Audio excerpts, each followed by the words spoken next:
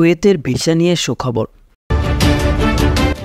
বিস্তারিততে যাওয়ার পূর্বে আপনারা যারা এই চ্যানেলে নতুন, চ্যানেলটি সাবস্ক্রাইব করে কমেন্টের মাধ্যমে আপনার মতামত শেয়ার করুন। প্রায় এক যুগ পর আকামা পরিবর্তনের সুযোগ পেতে যাচ্ছেন প্রবাসীরা। 20 নভেম্বর ভিসা বা খাদেম গৃহকর্মী ভিসা পরিবর্তন করে 18 নম্বর ভিসা বা বেসরকারি খাত ভিসা করার পরিকল্পনা করেছে দেশটির সংশ্লিষ্ট মন্ত্রণালয়।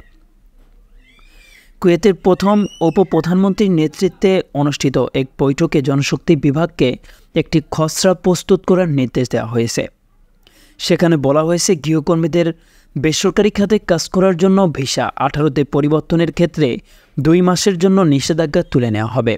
একাধিক প্রবাসীর সঙ্গে কথা বলে জানা যায়, যেসব প্রবাসী গৃহকর্মী ভিসায় আসার পরে মালিকদের অনুমতি সাপেক্ষে অন্যত্র কাজ করেন, তারা এই সুযোগ বেশি কাজে লাগাতে পারবেন। কুয়েত সরকারের এমন সিদ্ধান্তে আনন্দিত প্রবাসী বাংলাদেশিরা।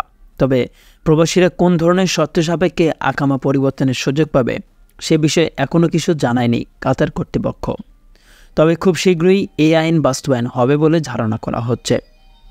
2023-24 অর্থবছরে জনশক্তি আমদানির জন্য চূড়ান্ত সিদ্ধান্ত নিতে ওই বৈঠক করা হয়।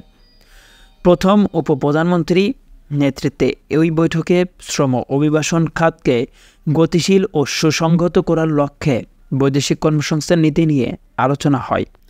সংশ্লিষ্টরা মনে করেছেন, পরিবর্তনশীল যোগান ও চাহিদার নিরিখে শ্রমবাজারে ভারসাম্য রক্ষায় সহায়ক ভূমিকা রাখতে পারে এই ভিসা পরিবর্তন।